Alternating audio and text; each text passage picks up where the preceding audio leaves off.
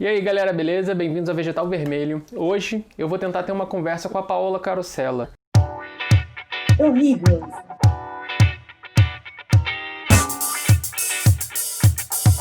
Paola, vamos conversar?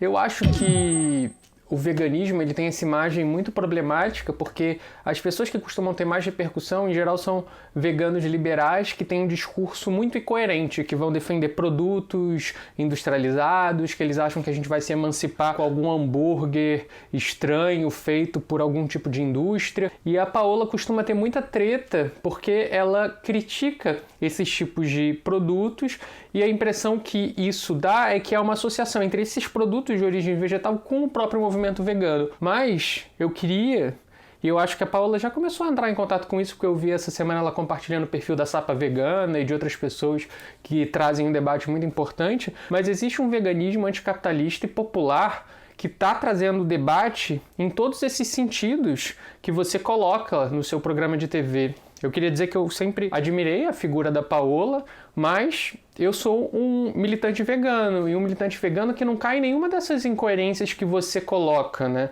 Eu não acho que a gente vai se emancipar com produtos industrializados. Mas aí o que eu acho que a gente poderia conversar e dialogar, e que eu acho que seria muito interessante, é que como a gente também não vai conquistar uma emancipação alimentar e global passando pelo consumo de carne. A gente tem diversos estudos que mostram como o consumo de carne ele é insustentável no nível global. E mais do que isso, como eu defendo sempre nesse canal, o que produz esse mundo, que é o nosso, que produz a crise ambiental e a crise ecológica, eu tenho vídeos sobre isso, veganos que apoiam o sistema que mais mata, eu coloco aqui, no qual eu vou criticar um certo veganismo liberal que não leva em conta o meio ambiente, que não leva em conta uma série de outras questões que também geram impacto na vida dos animais e que a gente tem que considerar. Eu posso trazer aqui alguns dados, e nesses dados, que são da FAO, na superfície da Terra, 71% é oceano e 29% é de terra. Desses 29%, só 71% são habitáveis. Desses 71%, 50% eles são dedicados à agricultura, mais da metade desse território.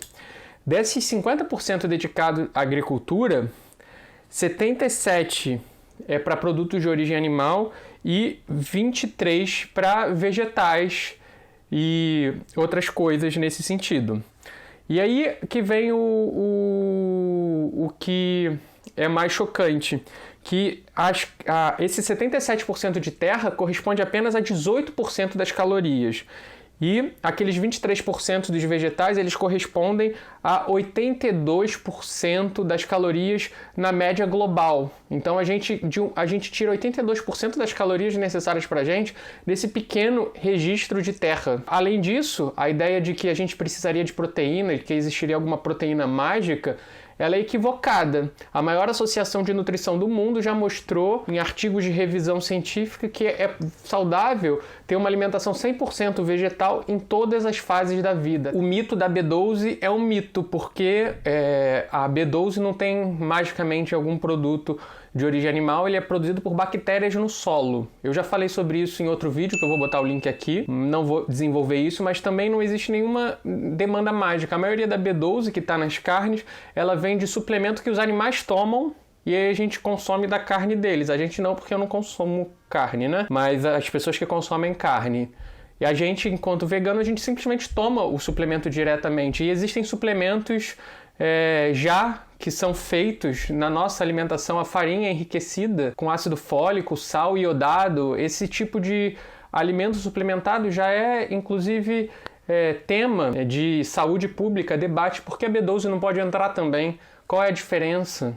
Não há diferença. A maioria das proteínas e das calorias globais a gente já tira dos vegetais. E não tem nada de mágico na carne que a gente precisa. Então, de uma perspectiva antropocêntrica, a partir da perspectiva do homem, que a gente admite que a gente vive uma crise global, o consumo de carne ele tem que ser modificado.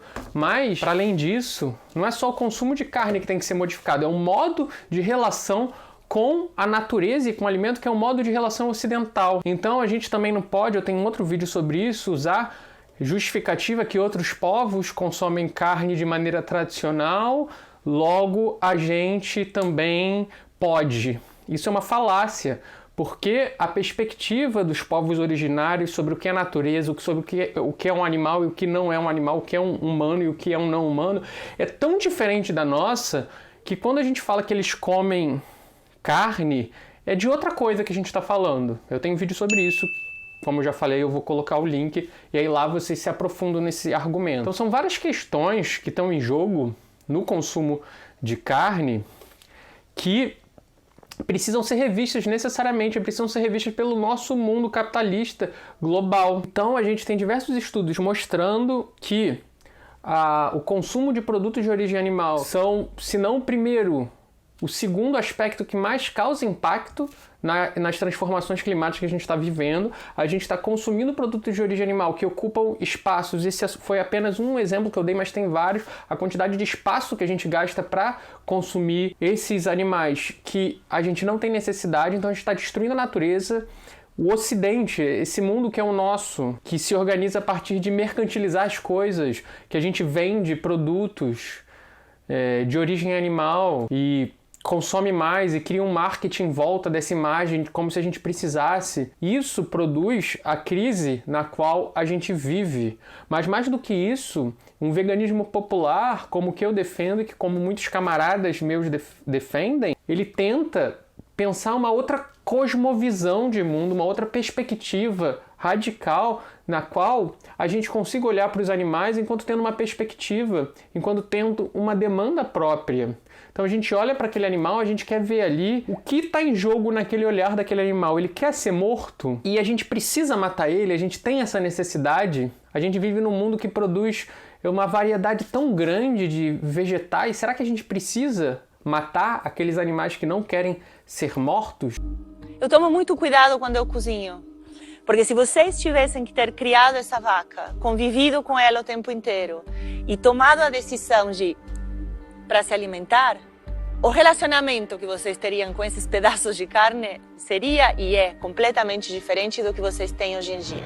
E essa perspectiva radical de ver uma perspectiva nos outros existentes diferentes, isso pode produzir um mundo muito mais agradável, um mundo no qual a gente seja capaz de aceitar a diferença, a gente é capaz de aceitar que outras espécies se organizam de maneira diferente e tem também o direito de viver. E aí, isso conecta com todas as outras lutas. Se a gente consegue reconhecer em outra espécie e a gente tem essa tentativa de romper com essa oposição entre natureza e cultura, com essa ideia de mercantilização da natureza e todos esses movimentos, então a gente vai olhar para pessoas que se organizam sexualmente de maneira diferente, a gente vai tentar impor? Não, a gente vai reconhecer a perspectiva que está em jogo ali.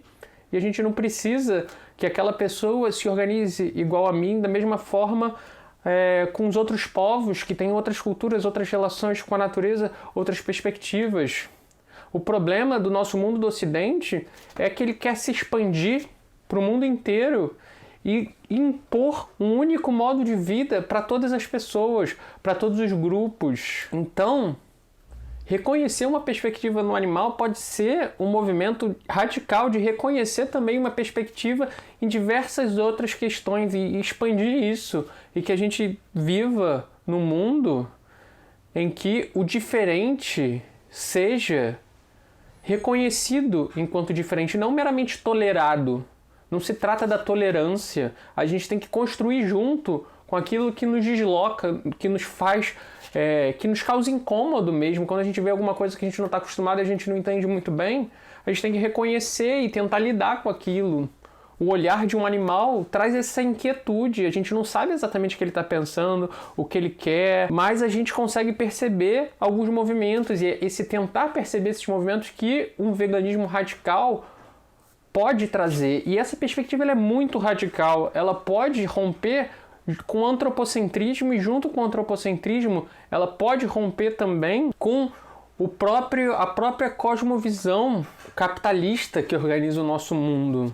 Isso é muito radical. O problema de uma perspectiva vegana liberal é que ela não consegue radicalizar esse perspectivismo e ela acaba caindo numa ideia de que a partir dessa própria lógica de mercantilização a gente consegue construir uma emancipação, mas a que custo? Não é possível. Então, muitas das críticas que a Paola, se você estiver vendo, Paola, enfim, será um prazer, porque eu realmente admiro o seu trabalho, mas muitas das críticas que a Paola direciona ao veganismo, eu tendo a concordar.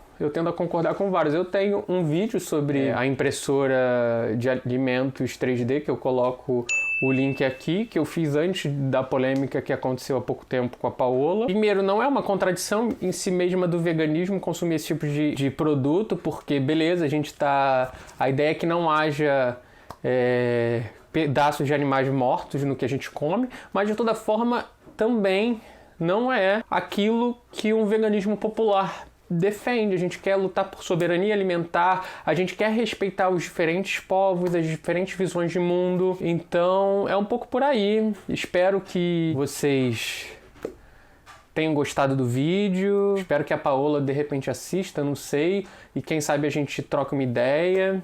Eu ia gostar muito. Considerem o veganismo, mas que ele seja popular, anticapitalista e interseccional. Valeu!